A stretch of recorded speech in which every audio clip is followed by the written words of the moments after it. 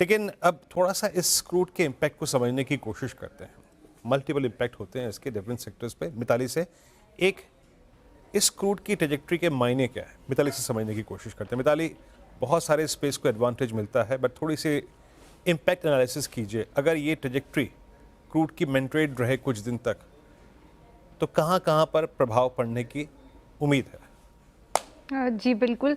तो $70 प्रति बैरल का जो अभी प्राइस चल रहा है, ये 2021 के बाद काफ़ी लोएस्ट, हमें सबसे लोएस्ट देखने को मिल रहा है। ओएमसीज का फ़ायदा तो यतन सर ने समझाया ही, लेकिन पेंट इंडस्ट्रीज़, टायर इंडस्ट्रीज़ और एविएशन इंडस्ट्रीज़ भी ऐसे सेगमेंट्स हैं जिसको इसका इफ़ेक्ट, कम प्राइसेस का इफ़ेक्ट के कारण हमें ऑपरेटिंग मार्जिन्स में बूस्ट देखने को मिल सकता है।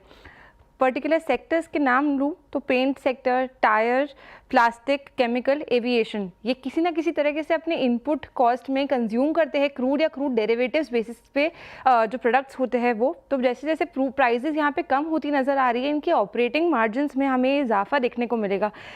सेक्टर स्पेसिफिक अगर बात करें तो टायर सेक्टर की बात करना चाहूँगी। टायर मैन्युफैक्चरिंग जो है वो हेविली डिपेंड करती है क्रूड डेरिवेटिव्स पर, पर्टिकुलरली रबर, कार्बन ब्लैक और नायलॉन कॉर्ड फैब्रिक जो होता है वो क्रूड से ही बनता है। और अगर $1 यहाँ पे गिरता है क्रूड का, तो इनकी जो लागत है, जो इनपुट कॉस्ट है, उसमें 0.5 से 1% का इफेक्ट आने को देखने को मिलता है। और जो मार्जिन है वहाँ पे 1 से 3% की यहाँ पे हमें इंक्रीमेंट देखने को मिल सकती है, पर्टिकुलरली टायर सेक्टर में।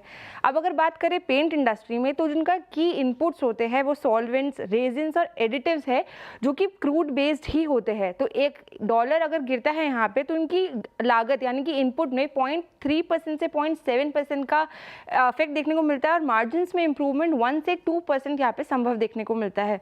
एविएशन इंडस्ट्री की बात करें तो एटीएफ जो है वो उनका मेन सोर्स है यहाँ पे। तो क्रूड ऑयल प्राइसेस यहाँ पे सबसे ज़्यादा इनको इफेक्ट करती है, क्योंकि फ्यूल कॉस्ट जो है टोटल ऑपरेटिंग कॉस्ट का 30 से 40% इन कंपनीज के लिए, जैसे कि स्पाइस जेट और इंडिगो का टोटल कंप्लाई करता है।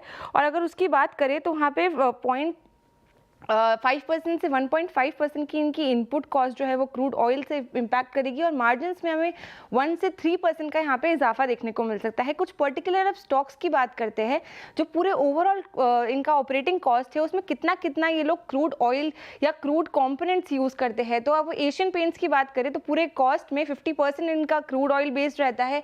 साथ ही बर्जर पेंट्स भी क्रूड बेस्ड प्रोडक्ट्स यूज़ करते हैं, तो 50% का वहाँ पे कंसाइन एरोलिक भी 63% का यहाँ पे की पूरे ऑपरेटिंग कॉस्ट में देखने को मिल सकता है। साथ ही एमआरएफ जो टायर मैन्युफैक्चरिंग होती है, वहाँ पे डेरिवेटिव क्रूड के प्रोडक्ट्स देखने को मिल सकते हैं, तो 30% कंपाइलेशन वहाँ देखने को मिल सकता है। फिर बालकृष्ण इंडस्ट्रीज, इंडिगो और स्पाइस जेट, एविएशन इंडस्ट्रीज में भी यहाँ पे काफ़ी ज़्यादा जो हिस्सा रहता है वो क्रूड बेस्ड रहता है। तो ये माना जा रहा है कि अब क्रूड प्राइसेस इतने गिर गए तो आने वाले टाइम में इनके प्रॉफिट मार्जिन्स में, इन पर्टिकुलर इंडस्ट्रीज में काफ़ी फायदा देखने को मिल सकता है। क्रूड की एनर्मी किन किन सेक्टर्स पे हावी है, इसका आपने एक एनालिसिस सुना, और अगर ये ट्रेजेक्ट्री मेंटेन रहे तो एडवांटेज किस किस को मिलेगा। मिताली, बहुत बहुत शुक्रिया। कुछ